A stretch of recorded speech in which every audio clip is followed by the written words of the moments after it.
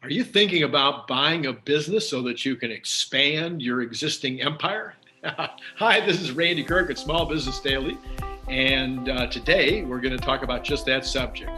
You have done a great job of building your business, but you are running up against limits in terms of the size of the geography of the territory or the number of other competitors in the neighborhood or the number of competitors nationally, whatever it is. For whatever reason, you think that you can grow your business by buying out somebody else. That's what we're going to be talking about today. And if you think that's a subject that you believe is valuable to you, I love it if you'd push the like button.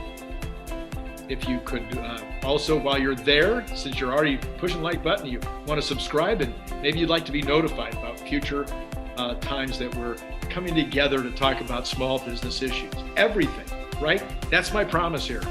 I have two promises. I'm going to talk about everything from the beginning of your business, from the first time that there's a slightest idea in your mind that you might want to go into business, all the way through hiring and firing and motivating employees and selling and marketing and new product development. And I mean, the list goes on and on and on. Over the last half a century, wow, I have been running small businesses and of every kind you can think of. And so I have a weird career that has set me up to be able to talk to you about a lot of different subjects. So if you'll stick with me for a few minutes, we'll talk about buying another business for the least amount of money you possibly can. So there are times in your business career when it's going to seem like it's smart to buy another company. Potentially, they have a product line that looks great next to your product line. Boy, you just add those products, same buyers, same manufacturing processes are easy to import from along the same lines you're importing now, or the products would work great in retail, or you don't have that product line. Possibly it's a brand that you'd like to have to add to your brands that it's got a territory assigned to it. You can't get that brand unless you buy them out. Possibly you're just looking to increase your dollar sales in a geography, whether that's a retail store and you're buying out another retailer, or whether it's a national company and you're looking to get more of that national business. You just buy out your competitors. I've seen this happen many times in my career, where competitors buy out competitors because they want to expand what they're doing. So there could be many reasons why you'd like to expand your business through a purchase. But of course, when you're purchasing anything in life, it's certainly, if you're a business person, you want to buy it for the least possible amount. And yesterday and the day before, we talked about selling your business. And of course, what do you want to do when you sell? You want to sell for the highest possible amount. So I know I may seem like I'm talking out of both sides of my mouth, but the truth is that it's true for everything. If you're buying a house, you want to buy it for the least possible amount. When you're selling it, you want to sell it for the highest possible amount. So it's not contradictory at all. Now let's take a look at how you can buy a company for the least possible amount. So the very first thing would be, if it's in your industry, if it's within your sphere of influence, within the people that you know and who know you, then it's common to keep your ear to the ground, right? Trade shows, association meetings in your industry, just talking to reps that call on you and call on some of your competitors or people in the same business as you, just keeping your ear to the ground. Is there anybody out there who, for whatever reason, is ready to sell? And then making an inquiry. Hey, I heard through the grapevine that you might be thinking of selling. Now, a lot of times, the person you're talking to is going to be reluctant to say that they're thinking about selling. Why? Because you don't want to tell the world that you're selling until it's done. You don't want people to stop doing business with you. You don't want your competitors to be able to use it as a sales tactic to say, well, he's going out of business anyway. So people are reluctant to talk about the fact that they're selling. So if you're on the phone with somebody and you're saying, hey, I hear that you might be interested in selling, and they're like, well, no, I'm not sure where you heard that. Offer to provide a letter that indicate, you're not going to talk. You're not going to say anything about the fact that you've begun a conversation on this subject. You're going to need to put them at ease so that there's no chance that you're going to disclose what this conversation is about. So that's one way to potentially put them at ease.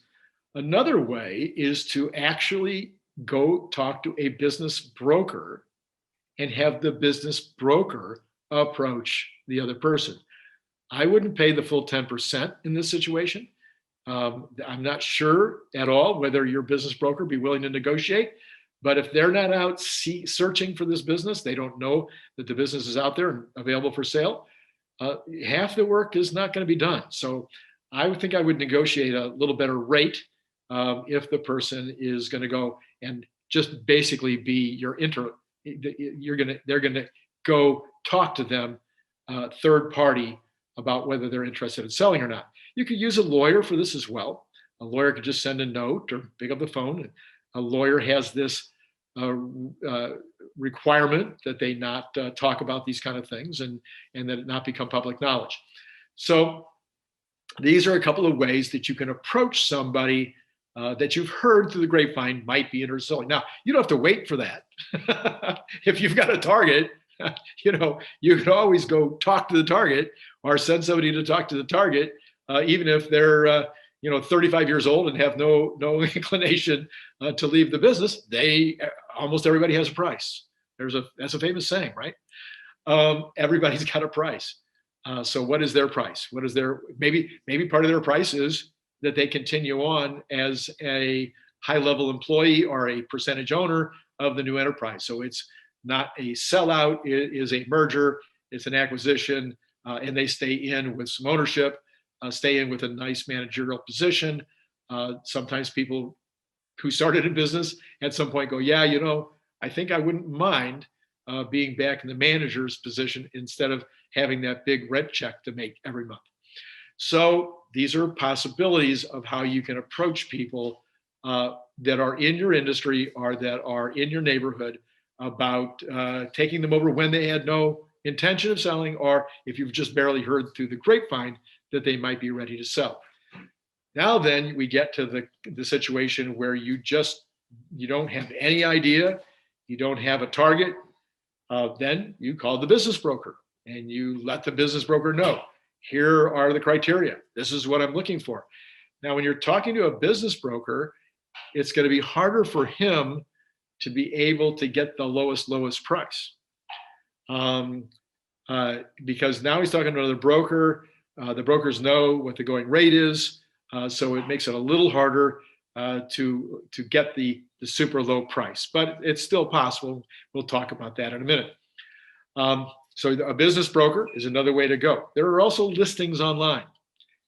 Some of them are managed by brokers and some of them are not. Sometimes people for sale by owner on some of these listings. And so you can go online and you can find some listings that might be for some of the kinds of businesses that you would be interested in adding to your own concern at this time. So these are methodologies for finding a business. Now, what are you looking for in this business? Well, that's going to depend a lot on you as well. That's going to be a fairly personal decision. What do you want out of this new business? Do you want talent? Sometimes that's what you're really hiring. And if you're targeting, that may be what you're really targeting is the talent. Maybe it is the owner, or maybe he's got a great manager and you're targeting talent. Are you targeting the brand? We talked about that earlier. You can't get the brand until this guy, transfers it to you in a sale. It's the only way you can get that brand. Maybe it's the location. Maybe their location is just way better than yours, or larger, or offer some amenities that you can't get in your location or can't get in another location. So you want to get that location. It may be that you just want the revenue, and maybe they're doing a very good job in terms of margins, and you're aware of this somehow, or maybe you're not. Maybe you need to take a look at their margins, but it looks like a well-run business, and you're just looking to add revenue and bottom line money to your existing company. I could probably go on for 15 or 20 minutes listing possible reasons of why you would want to buy somebody out. I just thought of another quick one. We talked about it a little bit. Geography. You're a wholesaler. Your wholesale business is only doing California, Washington, Oregon, and Nevada and Arizona. And now you'd like to get Texas and New Mexico. So you would like to add that territory. And there's another wholesaler like you in that territory. You go buy them out with potentially their people and their building and everything else already in place. So that would be another way that you might, or reason why you might want to purchase somebody as opposed to just opening up in competition with them in Texas. Okay, so now how do you get the best price? Well, the first thing is that you just forget everything I talked about in yesterday's and the day before's videos. You're going to want to go in and you're going to be like, I hate to use the word, but true story, bottom fisher. Okay, you're going to be going in and lowballing to see what you can find out. Find out whether they are anxious, whether they're, not anxious. Maybe they're like, whatever, no, I want the highest possible price. But you never know until you start. In my history, I have purchased one company that had decent revenue. We did $400,000 the first year that we owned that company, and all we had to do basically was pay the owner a salary for a year, and we needed her knowledge anyway. In another case, we paid a very small amount of money just to get the dyes, the injection molds that were located in China. We just bought the injection molding, the molds themselves, and had companies in China start to make the product for us. In another case, we paid a royalty. We paid nothing at all for the company, nothing for their assets, nothing for their 100% royalties. So that's a way to go into the relationship, into the new relationship is what besides a big check might make this deal happen? Maybe it's a long-term check. It's a check every month for years. Maybe that's way more interesting to the person. Maybe it is a good job. Maybe they're like the traditional, typical American small business today that makes $70,000 a year. And maybe the owner right now is making $70,000 a year. And you say, you know what, you come with us and you'll make $100,000 the first year. Then all of a sudden, the cost of what they pay for the going concern may drop a lot if they're like, okay, I've got a 5-year contract at $100,000 a year, plus bonuses and plus commissions or whatever. So you can negotiate it based on some of the other things that you're looking for, like talent. It may be that there's intellectual property involved. There was in that case, as I mentioned, we paid a percentage for the patent on the product that we were purchasing from this company. And basically you can say, look, I don't want to pay anything for going concern. There's not much here in my opinion, but I'll give you 10%, even after the patent is expired, we'll continue to pay you 10% or 5% or whatever the number should be. But again, some people would say, wow, I'll take that passive income. I know the product's solid. It's going to be selling for years. I'll take that passive income. I'll go get another company started or get a job, whatever, but I love that passive income. So what are some of the ways that you can negotiate something besides just paying full price for 3 times the earnings or whatever? Then, of course, you want to downplay all of their expectations in terms of what something is worth. So they're a manufacturer and they're saying, well, should be 3 to 5 times earnings. And your answer is, well, yes, 3 to 5 times earnings would be great if you were growing at all, but you've been stuck at these levels for years. And so we think that 2 times earnings would be the natural and normal amount to pay for a company like yours. Maybe they're shrinking.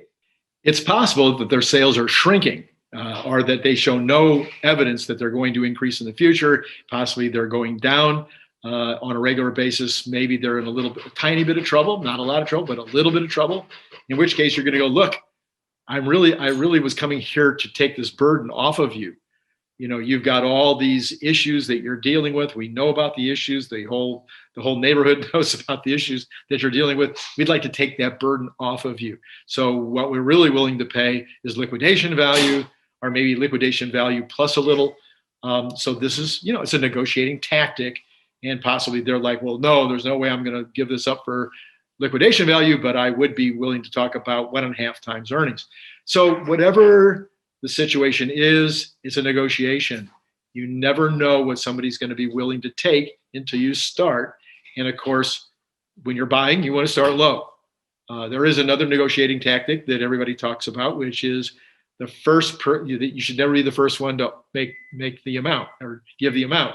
You should always make sure that the other person gives their offer first, because then you'll find out what they're really thinking about, and now you can know kind of how to come back against that.